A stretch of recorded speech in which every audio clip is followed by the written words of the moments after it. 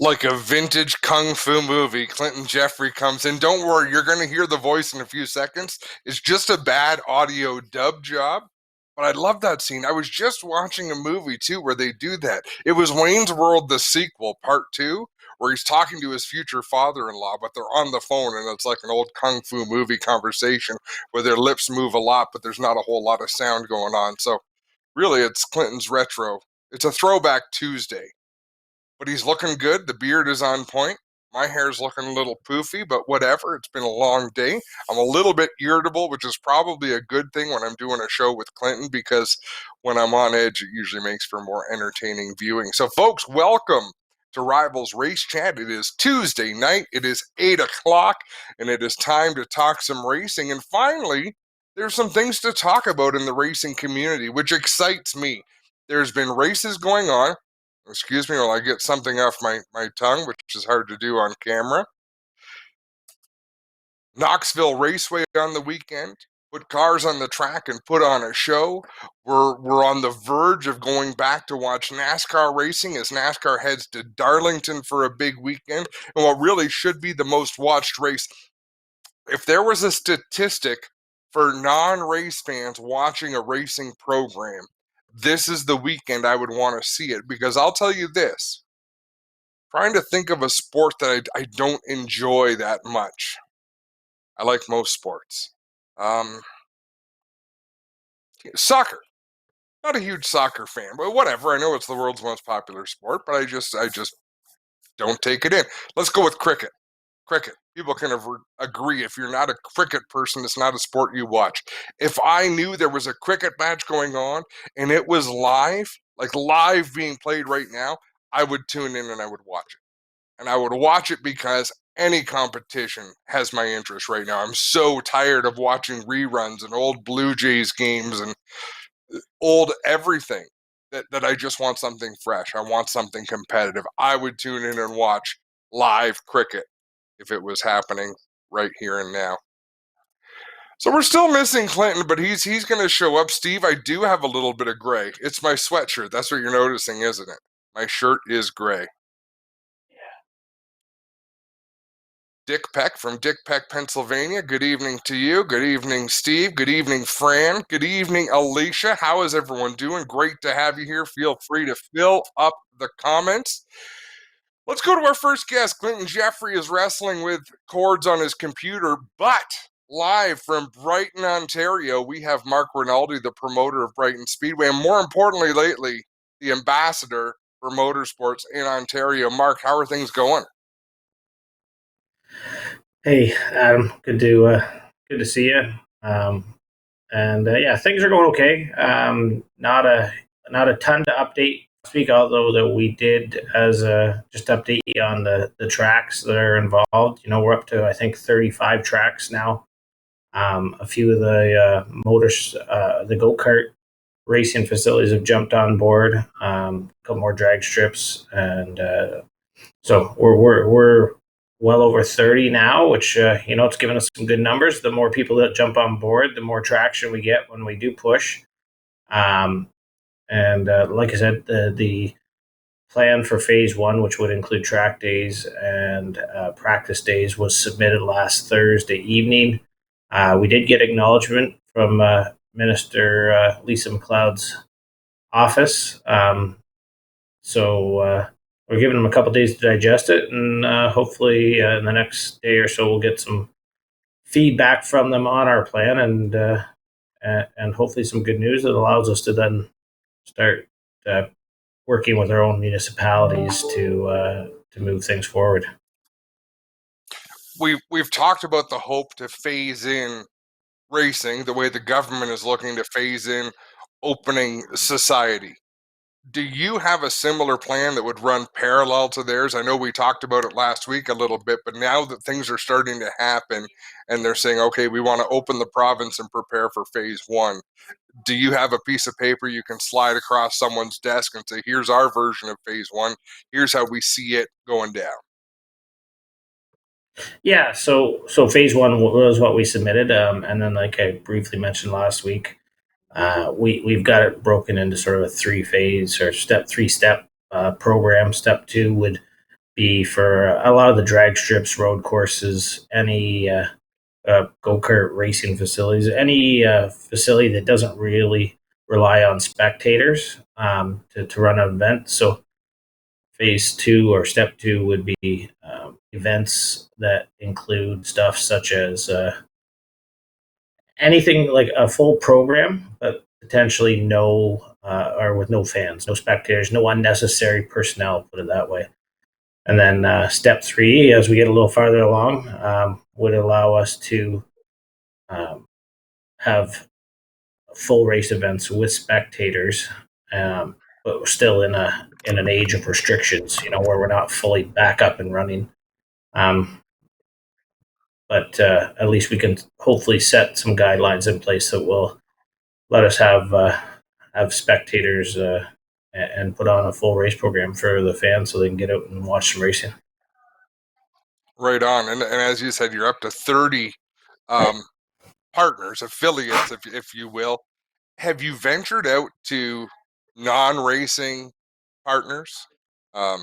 There's music festivals. There's things that draw people to tight confines. Is there any benefit to finding even more numbers, or do you think you're wiser just to stick with the racing community, Mark? Right now, we are copying on information from Festivals Ontario, and we're following their guidelines. They're still hoping to plan to get smaller venue events up and running this summer as well. So we're reading their guidance and taking their stuff. But all of this does fall under that special committee that was created by uh, Minister Lisa MacLeod to look into special events and special needs companies or businesses that don't fall under the regular here, the regular daily businesses would go on. So I think every group is kind of pushing their own agenda, which is fine. We're all still at the same table, pushing our agendas. So it means that they're looking at this stuff every day. I did talk to a couple local campgrounds this week, and they're in the same predicament as us. They've really Right. been given no indication on a date that they're going to open up. They're just being told that at some point in time we're going to let you open up with a lot of guidelines in place, right? So they're doing the same thing. They're trying to create their own guidelines that the province would accept, and that they're going to work within.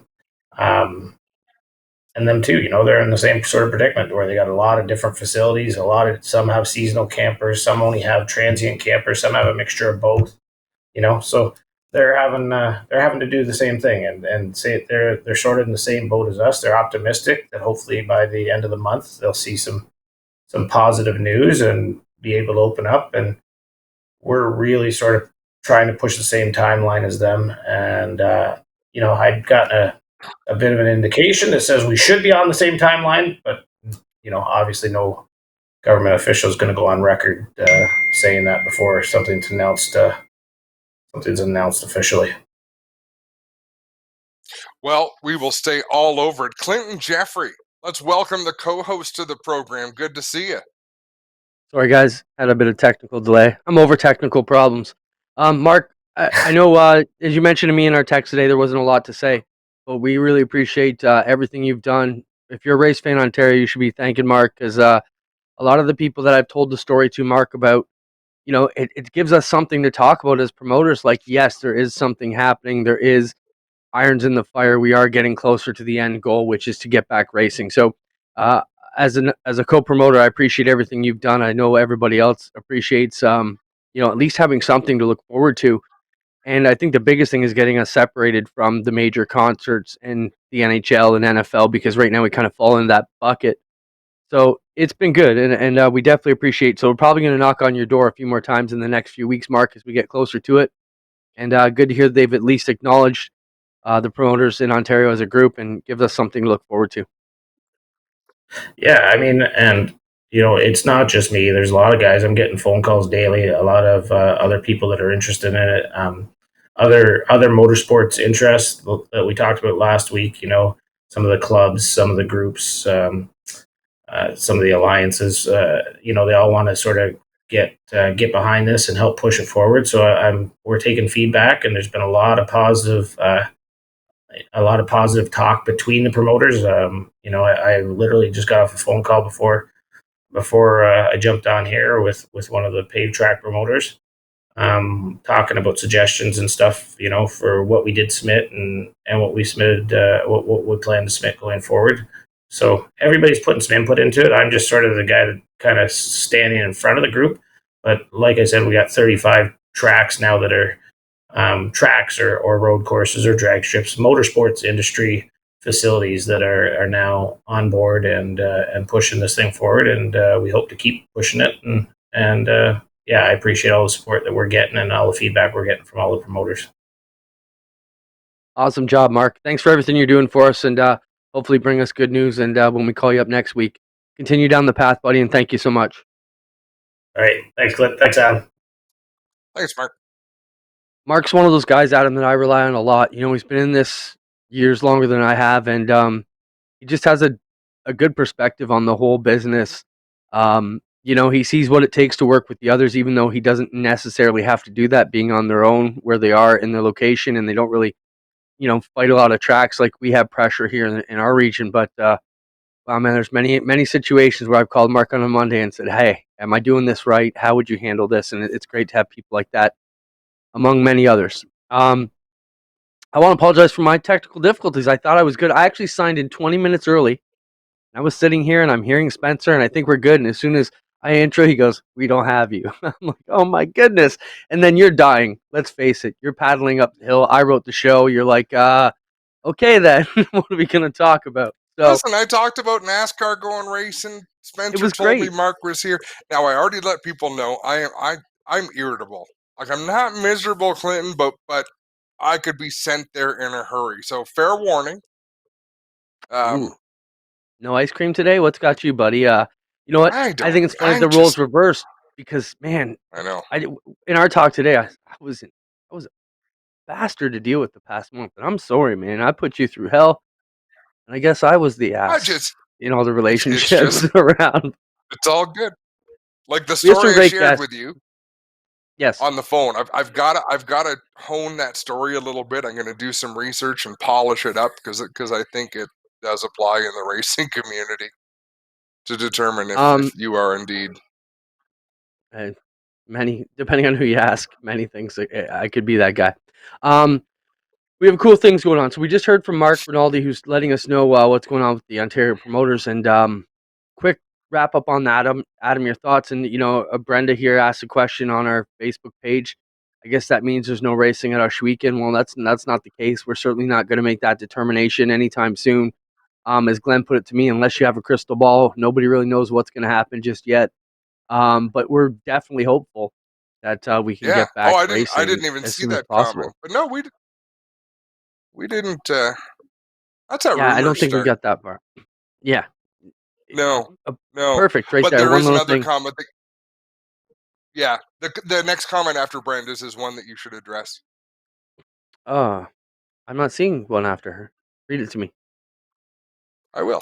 Hang on 1 second. Let me scroll up.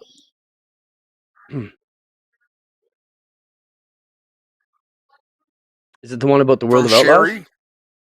Yeah. No. So it says, It's that. Well, yeah. So would Ashweekan be open to running an invitational the same way the World of Outlaws did, even though there were no fans? They put on a great show. And I had no. replied in text saying you had spoken with Glenn recently, and you would field that question soon. Yeah, I mean, for those of you who've been watching these shows or the Friday night show, we've talked about this for the past month or so. There's a few things that need to happen to get Ashweekan back on track. One is Six Nations, the reserve itself has to be opened up. Right now, it's off limits to anybody who's not a resident there as they try and kind of protect themselves against outside traffic. And, if you know the business model there's a lot of smokes being sold. There's a lot of great, efficient, cost-effective gas up there. So a lot of folks go from other communities there to fill up on gas, to buy smokes, to do other things. So they basically put barricades up at all the main roads in and out to stop traffic about a month ago. We anticipate they will be lifting that, and this is me just guessing, but when I seen Mark Hill from the band council mention that they were going to kind of be in step with Ontario's guidelines too. So I think when you see Ontario fully open up, you'll see Ohsweken fully open up. A lot of those businesses are ready to get going again. And so, one, we need Six Nations to be open. Two, we need the band council to support our efforts to go racing again. And that ties into what Mark is doing. Yes, we're one of the 35 tracks, but no, we don't really have to apply to the Ontario government. We have to apply to the Six Nations government, if you can call it that, the band council. So we will take the same guidelines that all the other tracks are doing and make our case to the band council why we should be allowed to go back to racing, because we're going to follow these proper protocols like everybody else in our industry. And I think that's going to help us get that done. So it's a quick 1-2 punch. Six Nations got to open, which should happen in the next few weeks. Then we got to get the band council to let us to bring 2,000 people in. Now, saying 2,000 people in, that's not 2,000 people crammed into an auditorium. That's 2,000 people over 30 acres at some point. So we do have a lot of room to move people around. And cases like the World of Outlaws having their race do show that we can do it on a proper scale. We can take action to keep the drivers safe. Even little things like if you saw driver interviews, it wasn't a guy like me with the microphone there and his hand back and forth. There was a sterilized microphone on a podium, and he stood up and they interviewed him from 6 feet away, and the driver had to speak into the microphone on himself. So there are small things we can do, and they're part of those guidelines Mark had. So the plan is still fingers crossed and hopeful we can get racing. We know we have a ton of teams ready to go. We know our sponsors are eager to get back out and get racing with us. So we're excited to get that going. We do have a guest on the line, and of course, send your questions or comments. We'd love to address them. We love answering your questions. Brett Deo is with us from the Short Track Super Series. Brett is a promoter in New York of a couple of tracks, and I guess a couple of states too, if I'm correct. Brett, at Delaware and Fonda, and a North and a South series with the Short Track Super Series. You've held races in Florida this past off season, and now you're headed down south. Talk a bit about, first off, the situation in New York, and is there any relief in sight for you and your tracks at maybe Fonda and Delaware? Talk about the track situation first, then we'll get into where the tour is, and then we'll talk about your race down south. First up, tracks. What's the situation at Fonda and Delaware? I got my beard going here, my quarantine beard. I've been in a little bit too long, but I'm actually down here in Delaware. We've been doing some private track rentals at Georgetown Speedway for about the last 3 weeks, and we're getting a little progress going. We have only 2 tracks in the state of Delaware, 2 dirt tracks. Us and the Delaware International Speedway, about 24 miles away. So we've been working with the local government. We've been fortunate to be able to do at least track days, and we're starting to move forward. Fonda Speedway, we got some great news. We moved into phase 1 of the New York State opening plan in the Mohawk Valley. So we'll be able to get some cars on the track as well for track days very, very soon. So that's a real positive. It's actually quite a bit sooner than I thought it was going to be, to be very, very honest with you. I'm pretty encouraged, being that New York has been so heavily affected, that we're even having the possibility to put cars on the track in May.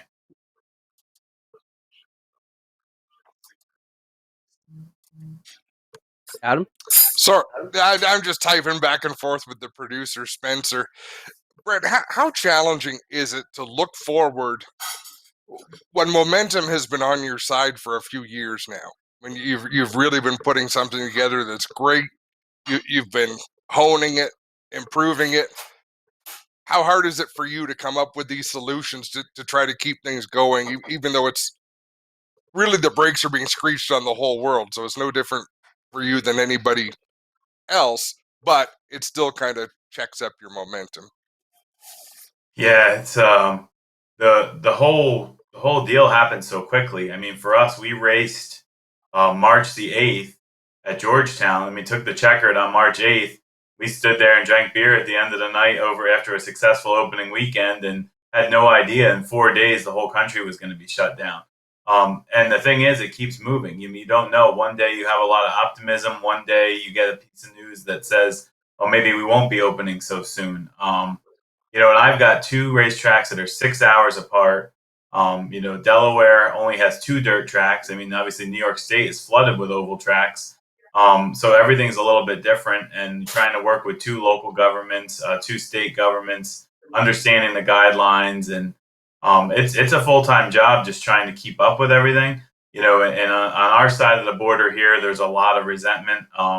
There's a lot of people that feel that maybe certain states aren't opening up as quick as they should for political reasons. So you have a growing social unrest here that we're dealing with on top of me just being a business owner trying to get my businesses open. There's a lot of this is a time that's going to go down in history books for years to come, no doubt. And our industry has to navigate through all that. Let's talk about the future of the racetrack. So you talk about getting cars out for testing. Have they given you any indication? I'm assuming Delaware is ahead of New York, right? So have they given you any indication as when the next phase might be, or what phase fans at the Speedway would fall under? We're still pretty vague up here. I don't know if you caught the beginning of that with Mark, but in Ontario, we're fighting the same type of battles you are. They've got 35 tracks geared up to kind of work together. But have they given you any indication what phase the fans coming to the track is? For New York State, for the Mohawk Valley, which is the region that Fonda falls, they're talking phase 4. The county has put out a phase by phase kind of projected timeline. And actually, it looks pretty good for us. They're saying that maybe June 27th, July 1st for Fonda, which I think is probably better than most people in New York were expecting as far as racing. Delaware hasn't been as clear with the timelines, but we are starting to see Ocean City, Maryland, opening up its boardwalk. We're seeing some things happening over Rehoboth Beach, and Delaware is a tourism based economy. There's very little taxes, and the state thrives on people coming to the beaches. So we're going to need to get people in the state of Delaware sooner than later. I think you won't see anything until after Memorial Day.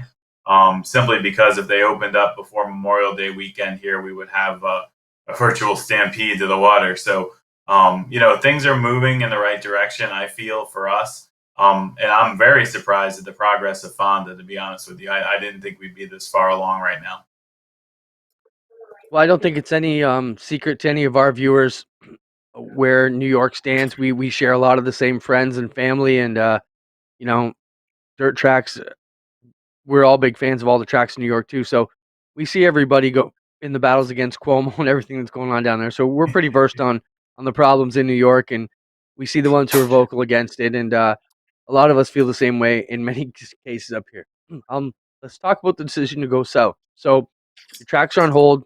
You can practice cars, but you can't actually hold a race. So you've got connections down south. Talk about how the decision came up. And it was actually, I think it was a week ago tonight. We were just on the air, and the announcement came out that you were going down south. Talk about the track. I don't want to mess up the actual name, so you can give us all the details, Brett. Dates, times, and how it came about, the decision to go down south and take the team.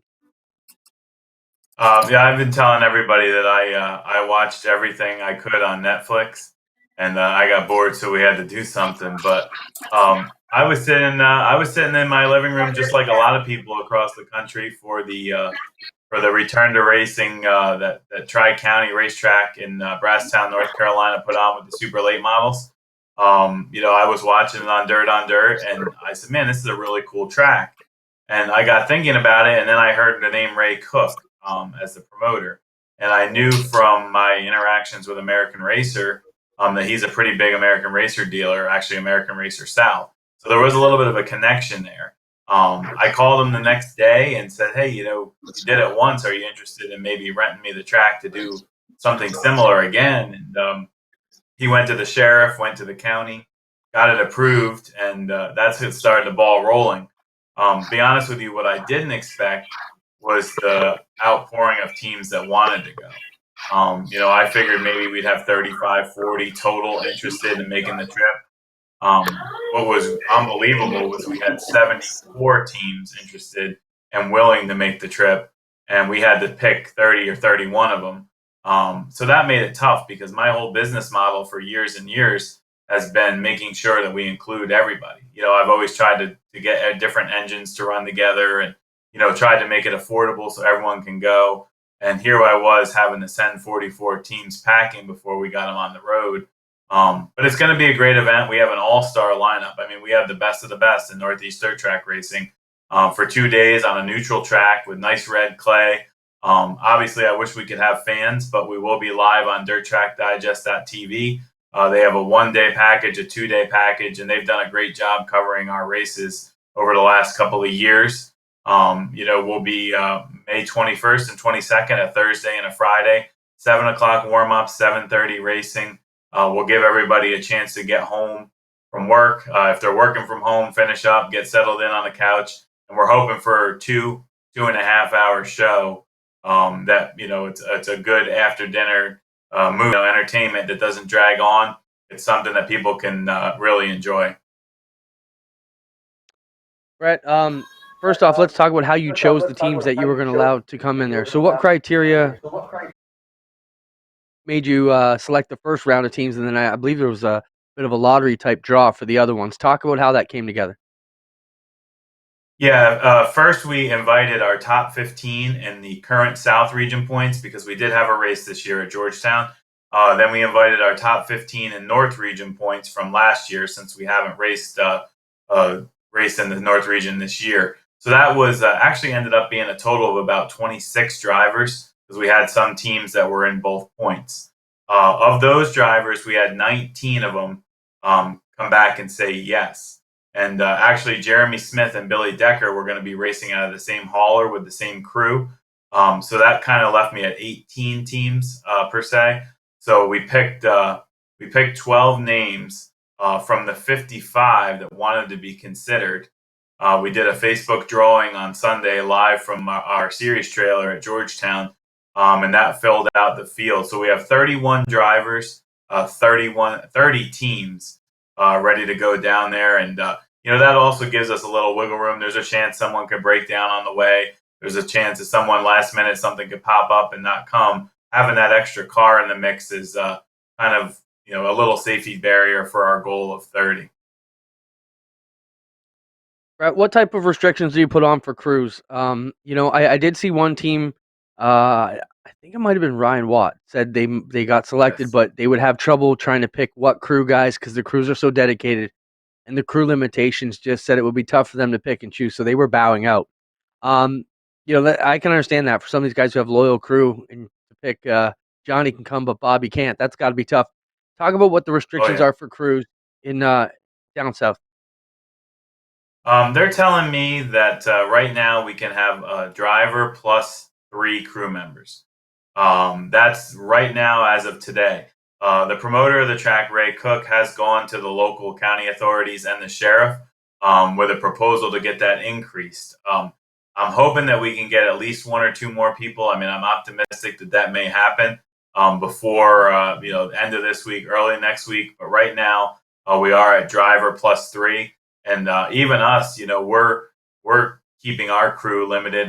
We were only bringing very limited staff: a scorer, a flagger, an announcer, pit steward, myself, and we're keeping it very, very lean. And actually, our handicapper, Angela Hansen, who does the lineups, she's going to watch the broadcast and work from home and email the lineups back and forth to us. So we're doing our part to keep our number of people down on the property as well. Brett, we appreciate you being with us. Once again, give us the dates and times and where everybody can pick this up. We know they can see it on Dirt Track Digest TV. Give us the date and time again so we make sure we hit that for you. It would be the Thursday, May 21st, Friday, May 22nd, 7 o'clock. We'll go on air. DirtTrackDigest.tv. You can see the full roster on the Short Track Super Series of all the teams that are coming. And we've been very active on our social media at Short Track SS on Instagram and Twitter, Short Track Super Series on Facebook. We've been posting 4, 5, 6 times a day with updates. We will be going live from the track each day prior to our pay-per-view broadcast on the Dirt Track Digest Facebook page, also the Short Track Super Series Facebook page. And like I said, you can buy the 1 or 2 day pass, DirtTrackDigest.tv.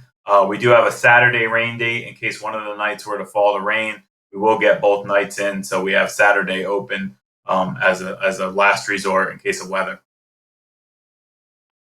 Brett, some folks out there feel like when we're able to go back racing full speed with fans and everything, that the tracks are going to be packed because fans are going to be excited to get back?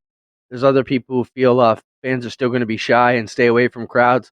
As a promoter of 2 tracks and multiple series, how do you feel on that? Do you think we're going to jump back, you know, just as hard as we were at the end of last year, or do you think we're going to struggle a bit to get people back out to the speedways? I'll be honest with you. I'm a little worried because there's our demographic goes a little older. A lot of older folks do enjoy coming to the races, and I think they probably may shy away for a little bit. I don't think there's a lot of people out there that think that it will just pop right back. I do think there's some people that are going to take some time to get back to regular activities. The events that I really worry about are our big fall events. For us, the Fonda 200, we're 53,000 to win and $130,000 purse. We need several thousand people in the grandstand. We need a couple hundred campers on the grounds. Will we be allowed to do that? Will we be full speed ahead at that time? I don't know. And that goes for Super Dirt Week, Eastern States, the Outlaw 200 at Fulton. A lot of these big events, the World Finals, we probably all need to be on pins and needles. First of all, will people come if they're able to? And two, will we be able to have that many one place at that time? I mean, when you hear states talking about kids not going to school in person in the fall, it's definitely got to set off some alarm bells for these big fall events that we're all used to. Explain that, Brett. It really puts into perspective. You don't have competition from other sanctioning bodies right now. You are all in the same boat. Everyone dealing with the same pool of drivers and spectators and what the rules are and who can come out. I agree with your sentiment that the demographic is an aging demographic for sure. And I think at first, I don't think people are going to necessarily be comfortable. They're not going to understand where they need to be and how they need to do things. But I think we are going to see a huge surge after the last 2 months. So the world was going virtual for the last decade. Everything coming straight to your phone, right into your hand, directly into your eyes. After 2 months of being stuck with only being able to absorb things electronically like this, I think there's going to be such a hunger to get the hell out of the house, go sit on a bleacher and let your ass fall asleep because you've been on it for 2 hours doing something. I think people are just going to be so hungry for that. But like you say, you're going to have to tweak your events to make sure that you don't overstretch, but you give the people what they want. I think they will come. Yeah, I'd agree with that. I've watched a lot of online, events here, and I found that my attention span for a race is shorter online even than it is in person. When I'm out at the racetrack, I see friends, I see people I haven't seen in a long time. We find time to go off and talk or BS or catch up. When you're sitting in your living room watching a race online and it goes long, you tend just to go to bed. I'm really really focused on making sure that this deal for us is 7:30 to 9:30, 7:30 to 10 o'clock. Keep people's interest, and there is no group of 10 buddies hanging around like around the beer booth at Fonda, where all those people congregate every week and catch up. I mean, that's not reality. So we do need to adjust our programs, and maybe just maybe this will make everybody shorten their programs in real life. I'd love to see that. My best nights at Fonda last year when we were done at 9:30. The pits were booming. Everybody was hanging out at haulers. People were drinking beer. People were having a good time. And that's what we need to do. We need to get these shows quicker. And this pay-per-view has really drilled it in my head because, to be honest with you, I tried watching Heavely on Saturday night, and I was long asleep before the Super Late Model feature hit the track. And we can't ask people to buy a production and then not let them see the main event. A good point, Brett. Best of luck with your event coming up. We'll definitely help promote it for you next week. We appreciate you coming on the show. Thanks for being with us, Brett. And we'll be, as I told Mark, we'll probably be looking for you in the coming weeks too as we try and round the corner and figure out how we're going to navigate through this deal. Thanks, Brett. Yep, thank you guys. As Brett Deo, promoter of the Short Track Super Series, has an event coming up down in North Carolina right as we get into the end of next weekend. So, end of next week. Super excited to be seeing something, Adam. Not in our neck of the woods, but you know, motors are starting to rev up around, and it brings us to some of the other topics we're going to talk about. NASCAR getting ready to rev up again, coming real soon. Your thoughts on that? Getting underway in just about a week's time. I talked about that a little bit when you were dealing with your technical issues, that I think this race is going to have the highest ratings of any race in the last, well, I don't know how long, in a long, long time. This is going to be a huge spectator event. I've been killing time lately when I'm working at home here. I got old races on YouTube. Today I watched like the 84 Indy 500, and I watch a bunch of old NASCAR races, and just crazy to see how wild things were back then. Like the crowds were just packed, and it was that old school mentality where it wasn't all about making the best show and all this stuff. It was just hardcore badass racing, and I think this weekend's deal. Now, let's talk about qualifying, Adam. So the way they're Hang on one qualifying here. second. Go ahead. Clinton, this is breaking news. For Oh, anyone who's okay. following us on Facebook, we have grown big enough that we have bots watching our show. I was just commented by a bot. So was Steve Conway. No, Steve, careful. Don't answer him by name. How do you know it's a bot? Adam Ross, no punctuation. Hi there, how are you doing today? It is my pleasure to meet you here online. Can you please send hi for nice conversation if you don't mind? Oh. Immediately following, Steve Conway, hi there, how are you doing today? It is my pleasure to meet you here online. Can you please send hi for nice conversation if you don't mind? Can somebody boot that bot out of the room? How's that work? I don't know. And now he said it to Fran. It would have to be an admin on the Ashweekend Speedway page, which I am not. But Spencer, does that put get us on in? it if you can. Does that put us into new territory? I don't know. That's interesting. That's badass. No, Fran, don't say hi. Goodness gracious. Now we're gonna be in trouble. If you can get rid of them, get rid of them. So, Adam, let's talk about qualifying procedures. It came out today. Yeah. Spencer, you got those images I sent you earlier today? So, NASCAR starting a new qualifying he's busy deal. chasing bots. Yeah, probably. Cybersecurity. There we go. So pit selection. No, that's the second one. Go to the first one, Yeah. Spencer. The other one, sorry. The starting. I may have sent them another in the wrong order. Hold on, we're figuring it out. So I think the dates here it is. Here, I'll read it for you. I don't know why I'm siding with Clinton. Like on a matter of detail, I should totally be siding with Spencer. Yeah, put that one back up, Spencer. I might have been wrong. That doesn't make sense though. So if this is May 20, was there one with a different date on top of it, Clint? I thought there was. I thought there was a race on the 17th. Yeah, there is. It says order based on finishing position from the May 17th race. Yeah, I thought I sent that to him. All right. So anyways, they are doing a draw for, oh man, it bums me out. I can't believe I might have messed that one up too. They're doing a draw, Adam. So it's like everybody in the top 12 charter positions are doing a draw amongst that group. And then 13th to 18th, let's say, is doing a draw amongst there. I thought that was brilliant. In fact, so you're not doing a draw from the first place guy to the 30th place guy. You're doing it draws in groups. And I love that idea. I'm like, that is a brilliant idea that I could see us trying to use somewhere down the line. They should break it up exactly the way the NASCAR pools do. Pick 2 drivers out of Group A, which is 6 of them. Yeah. Scramble those 6, scramble the next 6. So then based on that... Yeah, keep going. Here it is. I got it here. Okay, so May 17th, pit selection, starting lineup. Positions 1 through 12 will be a random draw from charter teams in those position and owner point.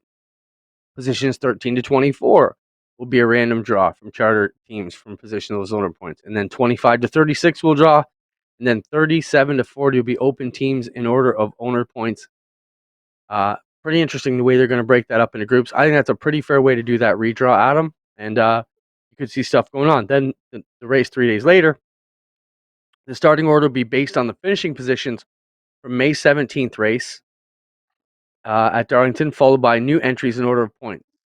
So, starting lineup positions 1 through 20 will invert the top 20 from the May 17th race at Darlington. Positions 21 through 40 will be the finishing order from the 17th race at Darlington, followed by new entries. So, slimming down the qualifying and trying to just save time. Yeah, and I think it's a good idea. I think they could have been more creative.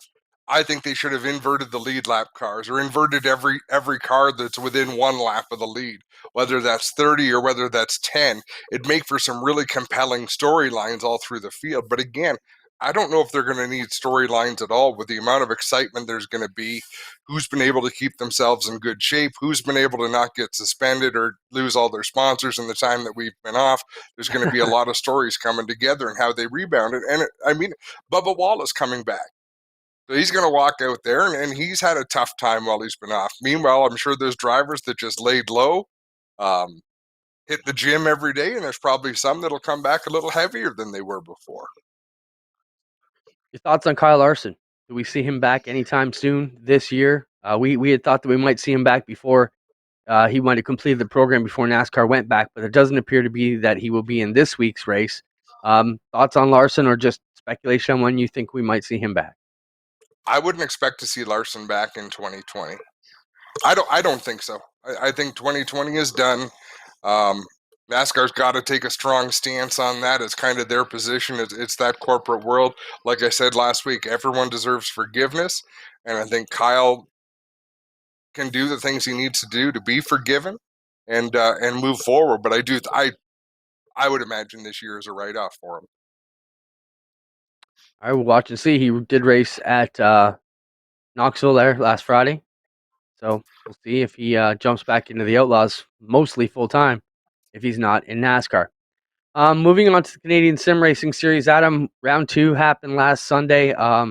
Another solid event, a great turnout of drivers, some good action at the end of that one. Your thoughts on the CSRS round number 2 from Charlotte?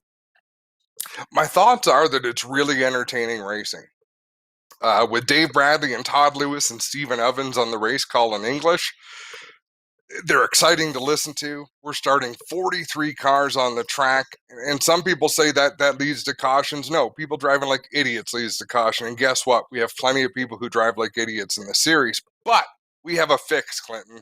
The fix is this Sunday and next Sunday we are on 2 road courses where there will be 1 full course yellow per event.